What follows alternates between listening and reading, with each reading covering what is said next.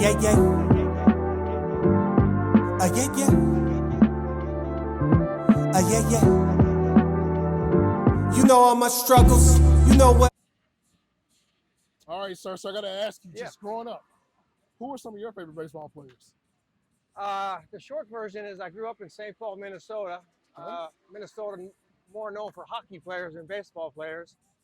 But I followed the Twins probably before your time, but guys like Tony Oliva and Harmon Killebrew and Zoila Versalles and Jim Cott, Wow. those kind of people were people that kind of fueled my passion for the game. And then like a lot of kids, just, Little League, high school, I went to University of Minnesota, Wow. and then I got a chance to get drafted by the Brewers and finally made it to the big leagues. So you're Minnesota born and raised. So Yeah. Minnesota sports, I'm thinking during your time, obviously, Minnesota Vikings were huge. Huge. Purple People Eaters. So, Fran, that's your football team, I got to assume, right? Yeah. So I got to ask you, man, stay away from baseball for a second. Sure. Watching those Vikings, man, the Purple People Eaters, the Fran Targets today, can you talk about that? Well, it was a big deal. Vikings-Packers was always the biggest rivalry. Vikings, unfortunately, 4 Super Bowls in a relatively short time, and they didn't win one. But yeah, Tarkington was just a scrambler, but they were known for their defense. 4 linemen, Alan Page, Carl Eller, Gary Larson, and I can't think of the 4th one, but they created a lot of havoc, created a lot of great memories for me, and I still follow the Vikings to this day. And they got run to wear MVP defensive players too. So good point on Alan Page and those guys. So back to baseball. I got to ask you this, and I talk to a lot of players, so I'm gonna stick to the designated hitter. Yeah. And I do this thing called Mount Rushmore. Okay. Right? You being known as a designated playing first, different things like that, playing different positions, being a DH. Yep. If you could do a designated hitter Mount Rushmore, who would be your 4 that you put on your Mount Rushmore for designated hitters? You include yourself, man. Well, you should be on there. The guys that kind of broke in the position early on, guys like Cal McRae and that, I don't know if he might be on the Mount Rushmore. Okay. But my first choice would be Edgar Martinez. Okay. Probably the best right-hander hitter that I played against during my era. Harold Baines comes to mind. I'd put Harold up there too. We could throw Hal in there, and then, I don't know, Ortiz would got to be in there for sure, although he was a pretty good first baseman, but had to protect his knees a little bit, so we put him over in the DH spot. I love that. You can't go wrong with those guys. I like that for. So, the golden era of baseball, and I think, for me growing up, just seeing, guys like yourself and different things, just like some of the younger guys coming in, the Griffeys, different things like that. Yeah. I want you to talk about the pitches that you face. Who are some of the pitches that you faced that you were like, you looked at the counter like, oh, this guy's on the mound, I got to get ready for this day? I was one of those guys that always try to look at least to the next series, what the rotation was going to line up to be.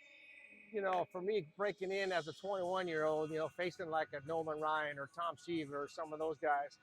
In fact, we were looking today, Max Scherzer, number 11 all-time strikeouts, and I faced 10 of the guys that he's going to try to pass. The only one I didn't face on the list is Walter Johnson. I'm old, but I'm not that old. So, but all those other guys, those are the guys that you would look forward to when you see them on the schedule.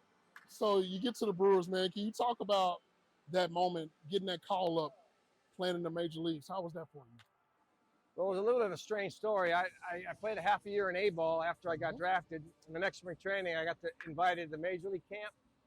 And the week before the season was going to start, I got sent out to AAA. But Robin Yount, another Hall of Famer, our shortstop, got hurt. 7 days later, I'm playing in Milwaukee. So I got an opportunity because of him getting hurt. And when he came back, I was doing well. They moved me to second base, and I never had to go back to the minor leagues. So, I love that, man. So we fast forward, those Blue Jays. Yeah, those are good days. I talked to David Cohn a lot. Yeah. And he's always talked about, guys like the influence that you had, being great players. Yeah.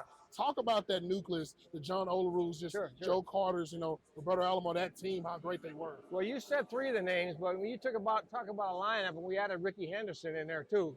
So Ricky, Robbie Alomar, you got 2 Hall of Famers right there, and you got Carter and Olaru, who only hit 380 that year.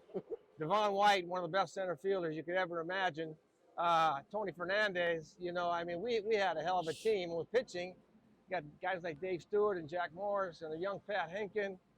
We had a really good team. They won in '92 with Dave Winfield as the DH. Yes. My boy from Minnesota who grew up 5 blocks down the street from me.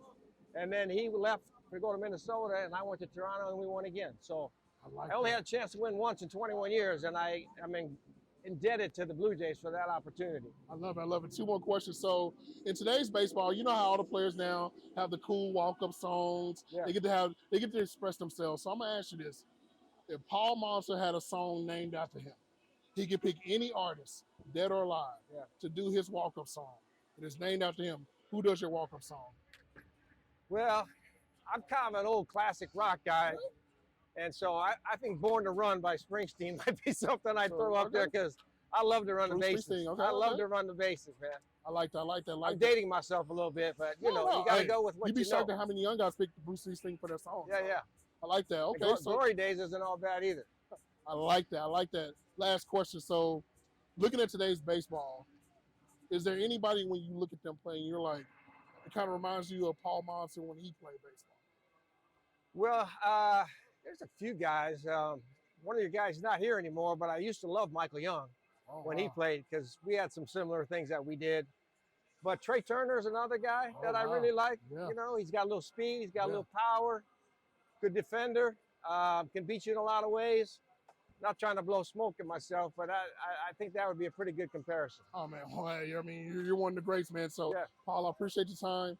Thank you for blessing my platform with this, man. Good talking to you, brother. Thank you so much. Blessings to you as well, man. Yes, sir, all right. Yeah, yeah. Yeah, yeah. Yeah, yeah.